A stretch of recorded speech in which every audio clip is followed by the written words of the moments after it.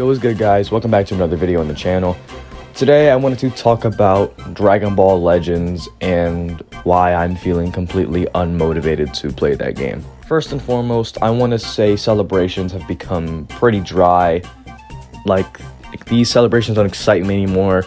Like, we got Gogeta for the first part of Legends Festival 2025, but I'm really, I'm hyped. But it feels like they chose him out of desperation. I just don't think they know what they're doing anymore. And I feel like an answer I've been thinking about lately could possibly fix that if they were to listen. I want to start off with the problems of the Legends Festival. Legends Festival has become a little bit of a bust lately, especially 2024's. 2024 Legends Festival was really boring. Like, the only two exciting units were Diamond Goku and Super Saiyan 3 Goku, if I were to be completely honest. Yes, Beast is there, but I wasn't really as hyped for him because it was just the mainline unit of last year's Legends Festival just all over again as an Ultra. And the fact that they doubled down on giving us a third Beast in a row for that same year, like same part of the year, is also what demotivated me from really being hyped for this Ultra. Like, Ultra Beast is cool, but it could have literally been anybody else if I were to be blunt.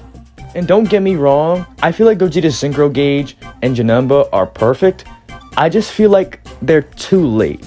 And this is where I'm getting at. I feel like Legends Festival should try and start like really evolving what the anniversary brings. For example, and why Legends Festival 2024 was such a problem. Like, 6th anniversary gave us Synchro Gauge units of Super Vegito and Super Saiyan Blue Gogeta, which obviously a lot of people were hyped for. So when you're going into Legends Festival, you're expecting more of that. If anything, you're expecting something better, or something that helps the Synchro Gauge become like a bigger deal. Like, definitely something to keep yourself on your toes for. Definitely something that keeps something new in the game, something fresh, to keep that mechanic going. Because it's new and you want to keep the road of the hype of the 6th anniversary going when you're going into celebration. But they gave us transforming units instead with very boring kits. And it really destroys the hype of what the 6th anniversary built. Because you're going in and expecting this, but then you get something bland and it's like, no. Like, this isn't what you want. It really destroys the hype that you built up for it. And in the end, now you just made a celebration that made everyone's day just go upside down. Or someone's mood to play the game or really be excited for the unit just go down. Like, they don't know how to feel about it. I was definitely like that. Like, I'm not saying Vegito Blue would have been bad, but the way they did him was just so underwhelming. It was just so boring. I'm not saying he was bad, but the way they did him was just incredibly boring to me. To be honest, I did want a Vegito Blue. I wanted it to be Synchro Gauge, maybe a Trunks standby if they were to double down on that, but he's just Dokkan's 5th anniversary Vegito. Like, it was so boring to see. As I said, I'm not saying this Vegito is bad, nor am I trying to clown on him, but it's just putting that there while the hype of the 6th anniversary with Synchro Gauges and such is right there, leading up to that, it just doesn't really go well, you know what I mean? In my opinion, what the 6th anniversary did well was make you second guess your choices. You could get Gogeta and go through counter gauges, or you could get Super Vegito and, like, Rising Rush the life out of someone. Or if you just wanted to fuse, like, mid-game and have, like, a cool comeback, then there those two were. You could get them, you could pick them up and, like, commit to that. Not even to mention that part 2 was pretty good. Ultimate Gohan was an okay pick. I feel like it wasn't bad in my opinion. I like the pick, personally. God Kuto, definitely like a top 10 pick for anniversaries, in my honest opinion. And then Ultra Super Saiyan 4 Gogeta, what was so special about him, he had the unique counter gauge that could counter everything. And he's the first and only character in the game to still do that to this day. What I'm hinting towards is that 6th anniversary achieved in making new mechanics, but also achieved in making the old mechanics just feel fresh. The Rising Rush mechanic, the Synchro Gauge, the Assault Chain, the debuffs, the God Coup, the UG4, the counter gauges, like, it all just felt fresh, even though I believe 2 of them that I just mentioned are old things in the game, like debuffing MVP 17 introduced, I'm pretty sure, could be wrong, and counter gauges UGB introduced, but, or well, technically USV, but doesn't matter. But they felt fresh during the anniversary because it was a new take on them. That's what I believe gave the 6th anniversary such a good feel to it. And Legends Festival 2024 just didn't continue that chain. It just kind of dropped it. It especially sucks more that a lot of people were going into the Legends Fest 2024 with this mindset. Like, the 6th anniversary brought in a lot, so you're going into Legends Festival 2024 expecting the same thing, but it just doesn't happen, and now you just feel a stab in your heart. And it just sucks. It really does. It's why I was excited in this year in general, because of the direction the units were going. Future Gohan and Trunks with the Succession, Fusion Zamasu with his 2 gauges, ITK Goku being ITK Goku, Perfect Cell being like the perfect offensive unit. Like, it was perfect. The Diamond units, I gotta give them props as well, even though I personally hated that meta. And then 7th Anniversary Part 1.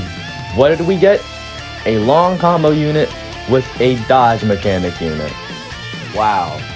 Yeah. Especially after everything you just did at the start of the year, this is really how you want to start this. So we got one of the 2 most boring headliners in history of Legends. I love MUI, but come on, I gotta be blunt here. Like, those 2 were just straight boring. Not even to mention that Super Saiyan Blue Evolution Vegeta couldn't even keep up with MUI. So he was like, not even in the meta. Barely in the meta. Please don't take this as a sign of me hating on Vegeta. Come on, I love the character, but they just made him, like, not immune to everything that made MUI so insane. So he was just the obvious lower bunk of the cast, for the obvious reason. I knew MUI was gonna be better somehow, but it's just this level of bad, where it's like, this is insane levels of glaze. And then Part 2 came out, which was Saiyan Saga. I was hyped, but if I were to be blunt about that too, that part was, I don't want to say part, because the Breaking New Ground, the arena change was cool, but the units were just so boring, dude. And please don't run down to the comments and say that I hate Saiyan Saga. I love Saiyan Saga. It is one of my personal favorite arcs in the series. But the way they did it was just so boring, because we just have a Transformation Kaioken and a Revival Vegeta. Don't get me wrong, it was cool, but there's so much that happened in Saiyan Saga that could have made these picks so much more exciting. Like for example, a possible Grade 8 Vegeta, or like the Krillin Spirit Bomb standby. They could have done so much with those 2, but they didn't. They chose to just stick with the basic route during such a hype time of the year. As I mentioned, 6th Anniversary achieved in making older mechanics feel fresh. They could have did it again with the standby mechanic like that Boo Bros introduced, or they could have did like a new mechanic, like a giant mechanic. That would probably be too broken. But still, they could have done something with the Grade 8, or something with Vegeta in general. But they just didn't. They just went with the more basic route, and it just doesn't stick right with me, in my opinion. I know you guys may have different opinions, so I'm not trying to say this as if I'm correct. It's just what I'm thinking, and me personally, I just don't think that Part 2 really stuck with me quite well. But this is where the huge problem of mine lies. The Ultras. If you were to look back at Legends Festival 2024 and 7th Anniversary's Ultras, they gave something old a new feel to it. Except for Beast. Beast introduced his own thing, the Active Gauge. So, they gave the Active Gauge to Frieza with a laser beam. But they also gave Goku the comeback mechanic, but in the form of the KO guard, being able to save allies. I hope we're seeing what I'm hinting at here, but they are definitely giving more props to the Ultras than the characters that are starting off some of the best times of the year for Legends. They're trying to benefit off the final part of the celebration and just not caring for the start in the middle of the celebration. Which is, here's what the 6th Anniversary achieved. Again, they made everything feel fresh throughout the entirety of the entire celebration. But these celebrations have been benefiting off the Ultra instead of the characters that are carrying the hype around all the way to the end. Legends Festival 2024 gave us 2 basic transformation units. Part 2 gave us a transformation unit and a okay unit. Daima Goku, I don't really know how to describe him. He's just there.